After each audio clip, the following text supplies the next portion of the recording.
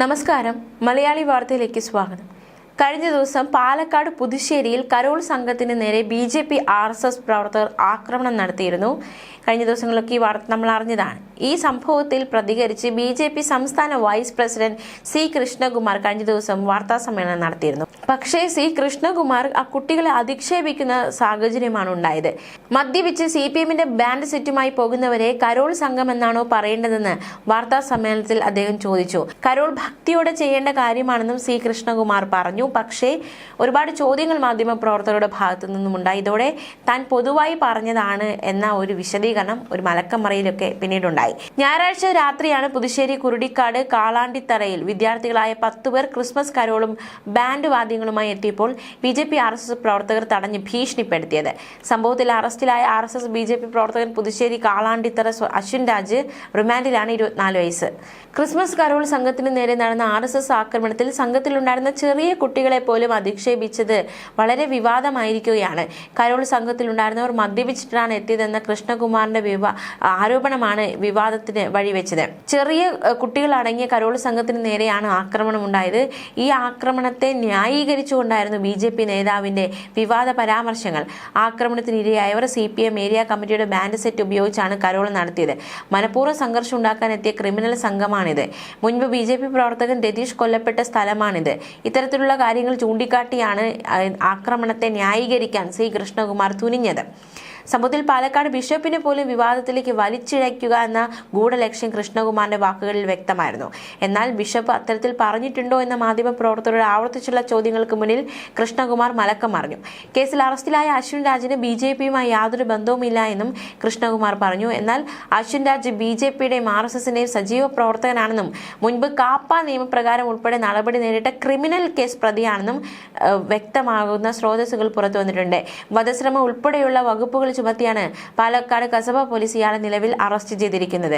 Carol സംഘത്തിന്റെ band set തകർക്കുകയും കുട്ടികളെ മർദ്ദിക്കുകയും ചെയ്ത അശ്വിൻ രാജ് RSS കേന്ദ്രങ്ങളിലേക്ക് ഇത്തരം സംഘങ്ങളെ പ്രവേശിപ്പിക്കില്ലെന്ന നിലപാട് സ്വീകരിച്ചു.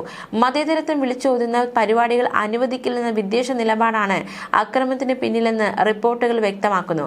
കരോൾ സംഘത്തിനെതിരെയാണ് ഇത്തരത്തിൽ RSS ആക്രമണം ഉണ്ടായത്. വളരെ ഗുരുതരമായ സംഭവമാണ് ഉണ്ടായിരിക്കുന്നത്. മാന്യമില്ലാതെ നടത്തിയ കരോളാണ് ഇത് എന്നും ഇത്തരത്തിൽ BJPക്കാരില്ല, ആക്രമിച്ചവരിൽ BJPക്കാരില്ല എന്നടക്കമുള്ള പ്രതികരണം C കൃഷ്ണകുമാറിന്റെ ഭാഗത്തുനിന്നുണ്ടാകുന്നു. മാത്രമല്ല BJP സംസ്ഥാന ഉപാധ്യക്ഷൻ ഷോൺ ജോർജും അത്തരത്തിലൊരു പ്രതികരണമാണ് നടത്തിയിരിക്കുന്നത്. ആക്രമിക്കപ്പെട്ടത് മാന്യമല്ലാതെ നടത്തിയ കരോളാണെന്നും ആക്രമിച്ചവരിൽ BJPക്കാരില്ല എന്നുമായിരുന്നു ഷോൺ ജോർജിന്റെ പ്രതികരണം. മാന്യമല്ലാത്ത രീതിയിൽ കരോൾ നടത്തിയാൽ അടികിട്ടുമെന്നും ഷോൺ ജോർജ് പറഞ്ഞു. ക്രിസ്മസ് ദിനത്തിൽ ഉത്തർപ്രദേശിൽ അവധി ഒഴിവാക്കിയത് ഗുഡ് ഗവേണൻസ് ഡേയുടെ ഭാഗമാണെന്നും ഷോൺ ജോർജിന്റെ പ്രതികരണം. കരോളിന് ഉപയോഗിച്ചിരുന്ന ബാൻഡിൽ CPM എന്നെഴുതിയത് ചോദ്യം ചെയ്തായിരുന്നു സംഘത്തിന് നേരെ അശ്വിന്റെ ആക്രമണം. ആക്രമണത്തിൽ പ്രതിഷേധ കരോൾ ഒരുക്കി DYFIയും രംഗത്തെത്തി. പാലക്കാട് കരോൾ സംഘത്തിനെതിരായ ആക്രമണത്തിൽ വിമർശനവുമായി DYFIയും കോൺഗ്രസും രംഗത്ത് വന്നിട്ടുണ്ട്. പാലക്കാട് ജില്ലയിൽ 2500 യൂണിറ്റിലും DYFI പ്രതിഷേധ കരോൾ നടത്തും. RSSന് തടയാൻ ചങ്കൂറ്റമുണ്ടെങ്കിൽ അതിനെ ആ രീതിയിൽ കൈകാര്യം ചെയ്യുമെന്നും DYFI അറിയിച്ചു. കരോൾ സംഘത്തിന് നേരെയുണ്ടായ ആക്രമണം മതസൗഹാർദ്ദം തകർക്കാനുള്ള RSS BJP നീക്കമെന്ന് കോൺഗ്രസിന്റെ വിമർശനം. തിരഞ്ഞെടുപ്പിൽ ക്രിസ്തീയ സമൂഹത്തിൽ നിന്ന് BJP ആഗ്രഹിച്ച പിന്തുണ കിട്ടാത്തതിന്റെ പ്രതികാരമാണ് ആക്രമണമെന്ന് ആരോപിച്ച കോൺഗ്രസ് അക്രമത്തിന് പിന്നിലുള്ള RSS BJP പ്രവർത്തകരെ BJP നേതൃത്വം പുറത്താക്കണമെന്നും ആവശ്യപ്പെട്ടു.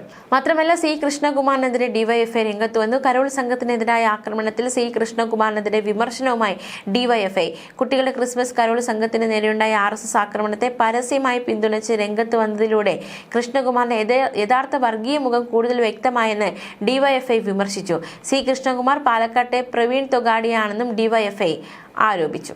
തീർച്ചയായിട്ടും ഈ പാലക്കാട് ഇത്തരത്തിലുള്ള സംഭവ വികാസങ്ങളൊക്കെ അരങ്ങേറുമ്പോൾ പാലക്കാട് MLAയുടെ ഒരു പ്രതികരണം എന്താണ് എന്നതും ഏവരും ഉറ്റുനോക്കുന്നുണ്ട്.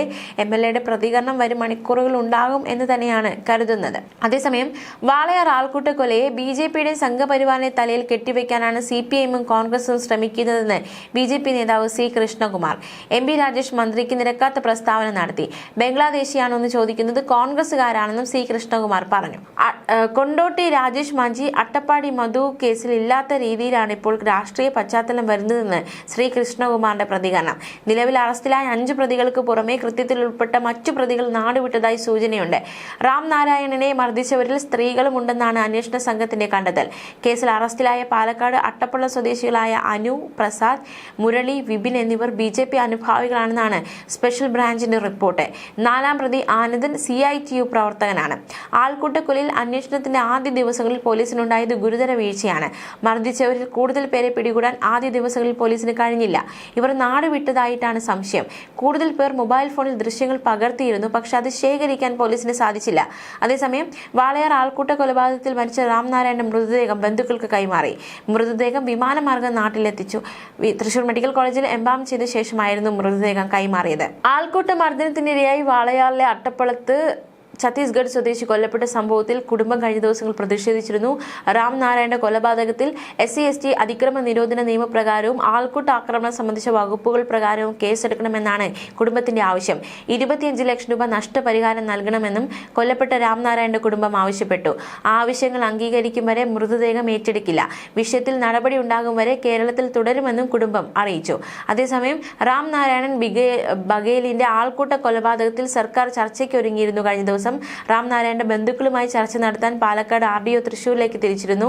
തൃശൂർ മെഡിക്കൽ കോളേജിലെത്തി ബന്ധുക്കളുമായി ചർച്ച നടത്തുക എന്ന തീരുമാനമായിരുന്നു അധികൃതർക്കുണ്ടായിരുന്നത്. ന്യൂസ് ഡെസ്ക് മലയാളി വാർത്ത.